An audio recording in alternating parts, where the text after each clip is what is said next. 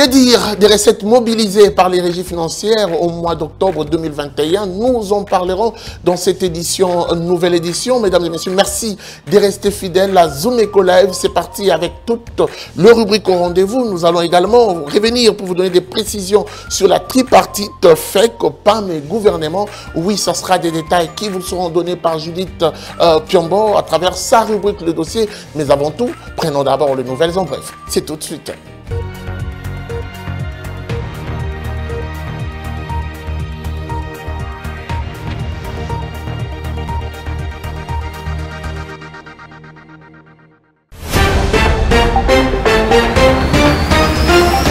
Commençons ces nouvelles en bref avec cette information.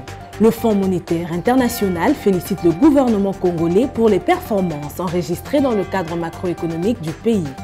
De ce fait, il encourage à maintenir cette stabilité pour bénéficier d'un autre décaissement du FMI et de l'appui des autres partenaires financiers. Gabriel Loest, représentant résident du FMI en République démocratique du Congo, l'a dit au cours d'une conférence de presse tenue le vendredi 29 octobre 2021 dans leur bureau de Kinshasa. Nouvelle en bref encore, le taux d'inflation annuel en République démocratique du Congo s'est établi à 3,69% à la troisième semaine du mois d'octobre 2021. C'est ce qu'a fait savoir le vice-gouverneur de la Banque centrale du Congo lors de la 26e réunion du Conseil des ministres tenue le 29 octobre 2021 à Kinshasa. D'après le vice-gouverneur de la BCC, qui a fait le point sur les principaux indicateurs économiques du pays, le marché des biens et services est demeuré stable au cours de cette période. Autre information, la monnaie nationale de la République démocratique du Congo, le franc congolais, a enregistré une légère dépréciation de 1,31% à la troisième semaine du mois d'octobre 2021, a révélé le vice-gouverneur de la Banque centrale du Congo au cours de la réunion du Conseil des ministres du vendredi 29 octobre 2021. Sur le marché, le taux de change officiel s'est établi à 1992,41 francs congolais pour $1 américain, tandis que sur le marché parallèle, le franc congolais s'est légèrement apprécié, situant le taux de change à 2038,33 francs congolais pour $1 américain. Terminons ces nouvelles en bref avec cette information. Le directeur général intérimaire du Fonds de promotion de l'industrie, Jean-Claude Kalenga Makunga, était à la tête d'une forte délégation d'experts de cet établissement public au Caire, en République arabe d'Égypte. Cette nouvelle mission des dirigeants du Fonds de promotion de l'industrie au Caire s'inscrit dans le cadre de suivi et évaluation du processus dans lequel le FPI s'est engagé depuis plusieurs mois pour la matérialisation du programme présidentiel accéléré de lutte contre la pauvreté et la réduction des inégalités. Pour le numéro 1 du FPI, il n'y aura pas de rupture de collaboration entre le FPI et ses partenaires égyptiens. Voilà, c'est toujours un plaisir de savoir que vous êtes nombreux à nous suivre. Après les nouvelles en bref, nous allons prendre notre toute première rubrique. C'est donc les chiffres clés. Tout de suite.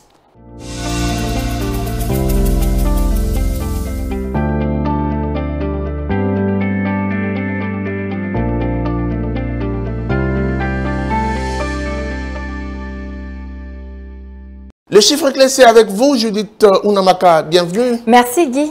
Alors, aujourd'hui, je l'ai d'ailleurs annoncé en amont, vous nous parlez de la mobilisation des régies financières au mois d'octobre 2021. Nous parlons bien sûr des recettes, mais avant tout, commençons d'abord par faire un petit tour pour prélever la température des différents taux d'échange, les taux officiels et les taux parallèles en République démocratique du Congo. Voilà, pour ce qui est du cours de change, il faudrait comprendre que la BCC, la Banque centrale du Congo, maintient son taux stable, c'est-à-dire que $1 vaut 1997 francs congolais, un franc CFA s'aliène à 3,59 centimes et €1 vaut 2305 francs congolais. Pour ce qui est du marché parallèle, nous sommes toujours dans le principe d'en choisir un parmi plusieurs. Cette fois-ci, il sera question de Bandalungwa et dans cette contrée, $1 se rétrocède à 2000 francs congolais, un franc CFA vaut 3,60 centimes et €1 s'aliène à 2340 francs congolais. Merci beaucoup pour cette précision, Judith Unamaka. Ma première question déjà, après cette entrée à la matière, à combien se sont évaluées les recettes mobilisées par les régies financières au seul mois d'octobre 2021? Par définition, on entend par régie financière l'ensemble des directions générales du ministère de Finances chargées des recettes. Contributions directes, contributions indirectes, douane, enregistrement, domaine, timbre. Et pour répondre à votre question, pour le mois d'octobre 2021, les recettes des régies financières ont été mobilisées à hauteur de 767,5 milliards de francs congolais, soit 107% des assignations mensuelles. Alors, que pouvons-nous dire de ces recettes mobilisées par ces régies financières pendant ces 9 mois de l'année en cours? Faisant part de l'évolution de la situation de la trésorerie de l'État, la vice-ministre des Finances a fait savoir que pour les 10 mois de l'année en cours, les recettes des régies financières ont été mobilisées au cours de l'année à hauteur de 9,439 milliards de francs congolais. Les assignations budgétaires annuelles ont été réalisées à 100% s'il faut considérer les prévisions réajustées à 10,196 milliards de francs congolais. Le taux d'exécution est de 92%. À ce sujet, il y a eu un commentaire qui a été fait par la vice-ministre des Finances. Qu'est-ce qui ressort de ces statistiques? Selon les statistiques commentées par cette dernière, au cours du Conseil des ministres, elle ressort que la Direction générale des impôts, DGI, a réalisé 121% de ses assignations budgétaires mensuelles, évaluées à 339,1 milliards de francs congolais. La Direction générale des douanes et accises, DGDA, a atteint 103% de ses assignations mensuelles, arrêtées à 235,1 milliards de francs congolais. Et la DGRAD, quant à elle, fait un taux de réalisation de 80% sur les assignations chiffrées à 142,3 milliards de francs congolais. Rappelons que la vice-ministre de Finances a rassuré les membres du gouvernement par leur détermination à maintenir le cap de la mobilisation accrue des recettes publiques et de la rationalisation des dépenses qui exercent une forte pression sur la trésorerie de l'État. Merci beaucoup à vous, Judith Onamaka, d'avoir répondu à nos questions. Merci à vous, Guy.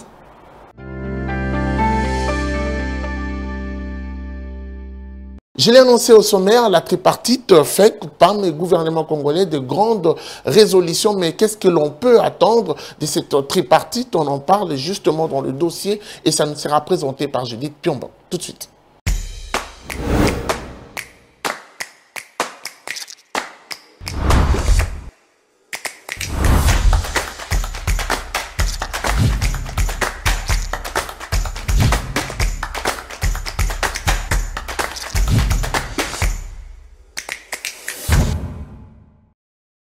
Tripartite FEC, PAM, gouvernement congolais, c'est avec vous. Judith Piombo, bienvenue. Merci.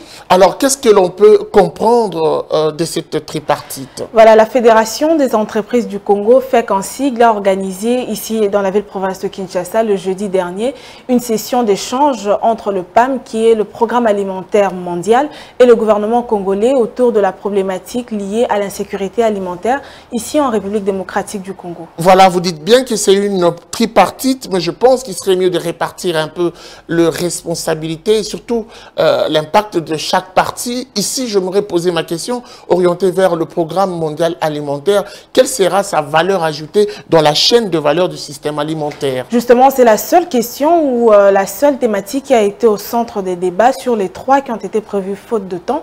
Et voilà, s'il faut répondre à votre question directement, nous dirons que dans sa démarche, le PAM veut que les opérateurs économiques, membres de la FEC et le gouvernement collaborent ensemble afin de parvenir à renverser cette tendance d'insécurité alimentaire en République démocratique du Congo. Voilà, comme je l'ai dit avant, il a notamment appelé les opérateurs économiques membres de la FEC à investir dans l'agriculture, allais-je dire, dans le futur, respectant bien sûr la santé humaine et l'environnement. D'ailleurs, le président de la FEC, Albert Youma, il a dit que c'est le PAM qui a approché justement le patronat congolais pour discuter des voies et moyens qui pourront permettre à ce que les 1,5 milliard de dollars américains qui sont dépensés chaque année par cet organisme international pour importer les produits alimentaires soient captés justement par les producteurs nationaux de la République démocratique du Congo. Et voilà donc plus clairement, il s'agit d'encourager les opérateurs économiques d'investir notamment dans l'agroalimentaire en vue de manière à produire localement et fournir des produits alimentaires au PAM.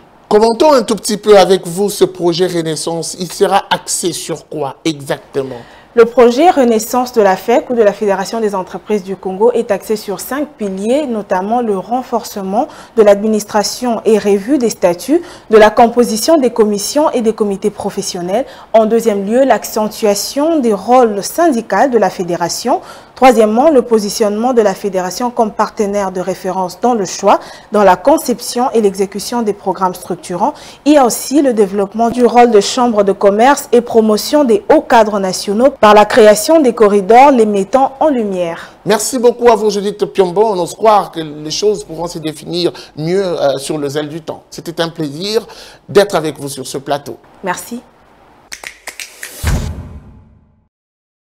Reprise de cours, on en parle aujourd'hui après la déclaration officielle de la levée de la grève faite par l'intersyndicale. Aujourd'hui, nous allons donc vous amener dans la province du Congo central où a été faite cette déclaration. Nous allons prendre pour vous André Mouchongo qui est directeur chef des services de la DGC. Avec lui, nous allons revenir sur l'agenda de ces assises puisque le pourparler se poursuit et les négociations, mais également nous devons préciser que ce matin, tous les enseignants se sont rendus à l'école, comme cela a été demandé par l'intersyndicale qui réunit à son sein tous les syndicats du sous-secteur de l'enseignement primaire, secondaire et technique. André Mouchongo, dites-nous déjà comment ça se passe et quel sera l'agenda sur place à Mbola Lodge. Oui, monsieur Guichongo, comme vous venez de le dire, après l'ouverture de la reprise de la commission paritaire ban gouvernemental, ban syndical de l'enseignement primaire, secondaire et technique, également après le passage du Premier ministre ici à Mboula-Loge, Sama Lukonde, qui a rappelé aux syndicalistes la détermination du gouvernement congolais à améliorer les conditions sociales des enseignants, telles qu'elles souhaitées par le chef de l'État, le président de la République, Félix Antoine Tshisekedi Tshilombo, la pérennisation de la gratuité de l'enseignement primaire est une détermination du gouvernement. Les syndicalistes ont remercié les enseignants pour avoir suivi les mots d'ordre de la suspension de la grève qui a été lancée par le participant. Ce lundi 1er novembre 2021 a eu lieu ici, en Mboula-Loge, la validation du mandat des participants et la formation de sous-commissions. Tout ceci démontre la volonté du gouvernement à travers le ministre de l'enseignement primaire, secondaire et technique, le professeur Tony Mwaba Kazadi, d'appliquer la décision du premier chancelier des écoles, le président de la République démocratique du Congo, Félix Antoine Tshisekedi Tshilombo, d'une année scolaire apaisée. Sur toutes les lèvres de syndicalistes participants de ces assises de la commission paritaire gouvernementale bon syndicat de l'EPST, pour eux, le gouvernement rassure et promet l'exécution du compromis qui sera trouvé ici, dans le cadre de ces assises pour une continuité de l'année scolaire 2021-2022 apaisée.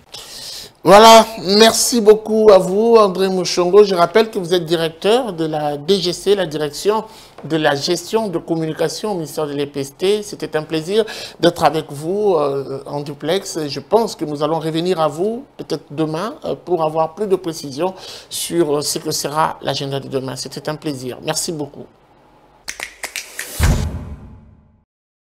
Patrick Bomboka nous revient avec une nouvelle réflexion. C'est donc parti avec sa chronique. Restez connectés puisque nous vous réservons la primeur tout de suite.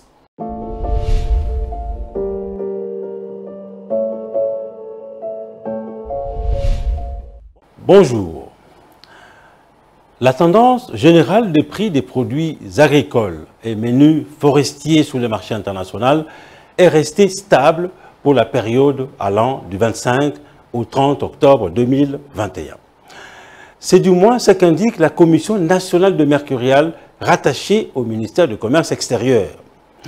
Durant cette période sous revue, le café Arabica s'est négocié à 3,65 $ le kilo la semaine dernière contre le même prix la semaine précédente.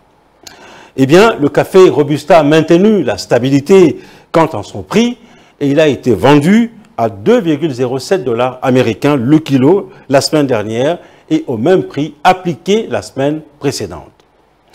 Par contre, après avoir enregistré une baisse de prix la semaine précédente, le cacao a de nouveau affiché une tendance baissière au cours de la période du 25 au 30 octobre 2021.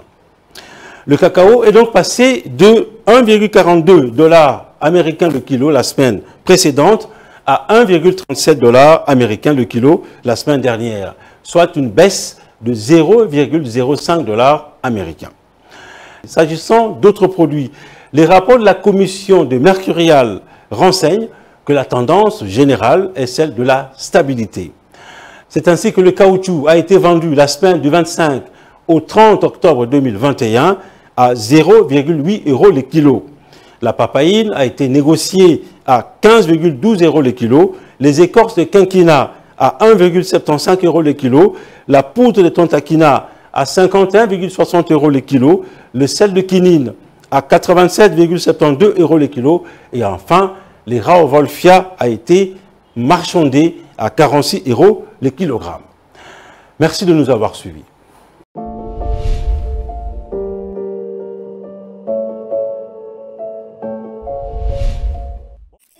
Suivez-moi tout le jour à travers Zoom Wende sur Zoom Eco Live. Abonnez-vous sur notre chaîne YouTube. Zoom Eco Live, la référence de l'actualité économique en RDC. Nous avons pris le plaisir de vous amener faire le marché en restant chez vous à la maison. Aujourd'hui encore, Zoom Wende va devoir se déplacer pour vous ramener des précisions chiffrées, mais également le prix des différents produits ici à Kinshasa, capitale de la République démocratique du Congo. Restez donc chez vous sans bouger. Zoom Wende, c'est tout de suite. Bienvenue à tous. Il arrive qu'après plusieurs réparations et adaptations ou encore lors de l'entretien de votre motocycle, que vous soyez obligé de remplacer vos pièces. C'est pourquoi les marchés Zoom Wende d'aujourd'hui vous emmènent découvrir le prix des différentes pièces de rechange de moto. Sans plus tarder, allons découvrir ensemble.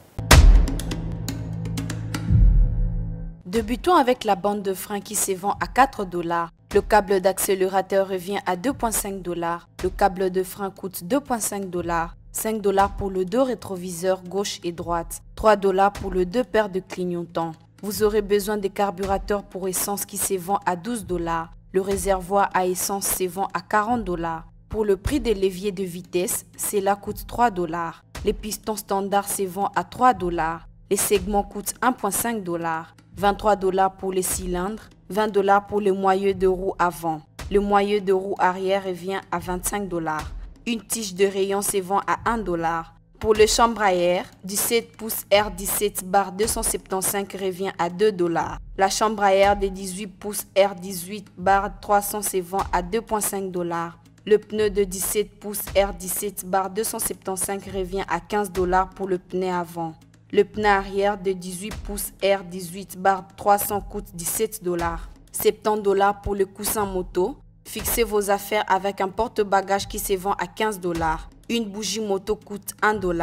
Terminons avec la transmission complète qui se vend à 15 $.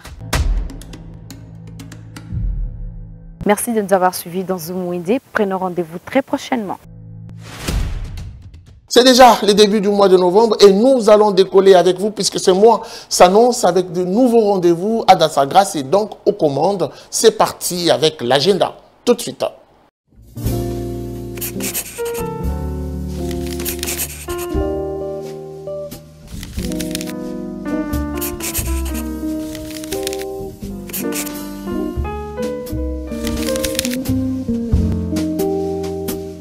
Bienvenue à l'agenda. Pour aujourd'hui, la 8e édition du Festival international du cinéma de Kinshasa débute ce mardi de novembre pour se clôturer le dimanche 7 novembre prochain à Kinshasa, précisément à l'Académie de Beaux-Arts où le frais de participation est fixé à 3 000 francs et aussi à l'Institut français de Kinshasa, l'entrée est gratuite. Ce festival aura pour thème le management du cinéma, besoins et perspectives. Et notre rendez-vous est à prendre avec Avocat.cd qui organise une formation en création et management d'entreprise en droit OADA, déjà pour ce vendredi 5 novembre 2021 de 9 h à 14 h sous un format virtuel sur les plateformes Zoom. Rappelons à présent que Café Music Smile organise un événement qui est dénommé Agir pour le climat, bâtir la résilience 2021-2022 ce vendredi 5 novembre 2021 à l'Académie des Beaux-Arts de Kinshasa et sera axé sur la culture et les arts au service de l'éducation et la protection de l'environnement en RDC. Et pour finir, cette fois-ci, notons une conférence qu'organise Potentielle Structure sur Afterback les dimanches 7 novembre 2021 de 12h à 14h à Kinshasa, précisément à la 10e rue Limitée industrielle et sera axé sur comment faire un bon choix. Merci de nous avoir suivis. Au revoir. Vous serez peut-être surpris de le voir, un jeune qui s'organise derrière une petite activité commerciale. Ça paraîtra peut-être anodin pour certains, mais je dois vous le dire, ce jeune a partagé avec nous sa petite expérience. Il s'organise et arrive à nouer le 2 bouts du mois. Article 15, la débrouillardise à Kinshasa. C'est tout de suite. Suivez.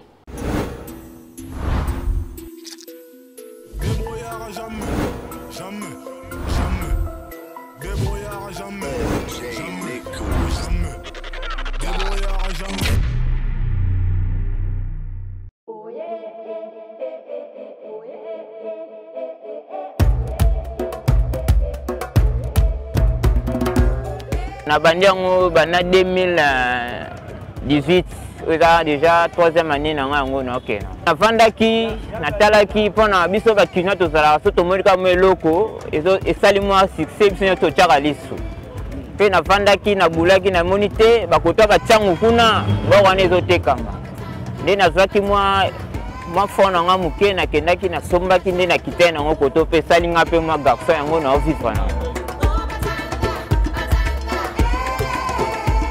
Bon, ezali kaka pona ba chauffeur pona moi mo mukongo kovanda ils ont traité ba biloko wana tout.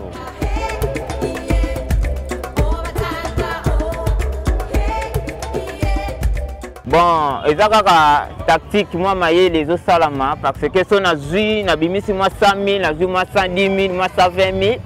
Na moi 20 000 na nga wana nazo garder moi muke bana pe bazolia oyo pe muke ya kobomba yango lelo nazo vivre na.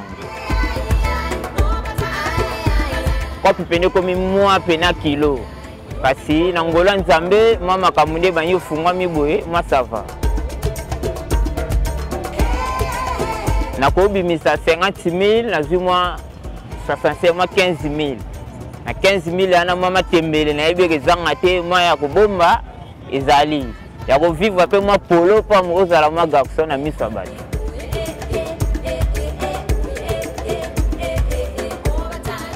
Conseil na ngezaka na ba jeune wana o surtout bazo sa ba kuluna botola ba mama biloko ezana ngona litomba te.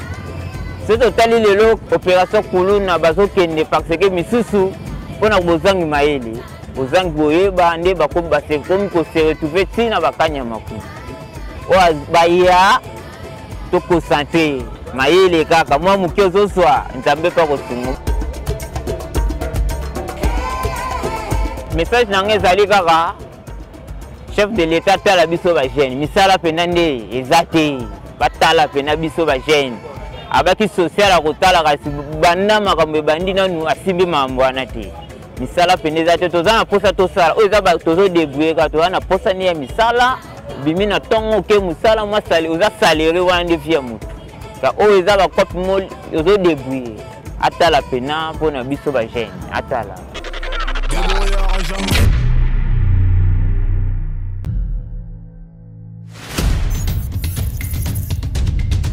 Nous avons pris l'engagement de toujours vous servir en vous donnant l'essentiel de l'information économique en RDC. Mesdames, Messieurs, c'est un plaisir de vous recevoir chez vous. Le gouvernement congolais dirigé par le Premier ministre Jean-Michel Sama Lukonde ne jure que par la réduction du train de vie des institutions. Merci à vous, Judith Piombo, pour ce dossier. Merci, Unamaka. Désormais, suivez-nous à 19h30 sur la RTNC du lundi au vendredi avec le même plaisir. Zumeko Live, la référence de l'actualité économique en RDC. Allez, c'en est fini pour aujourd'hui. Merci de nous avoir suivis. La suite, ça sera sans doute au prochain numéro avec le même plaisir. Vivez heureux, vivez sans temps. Au revoir et à très vite.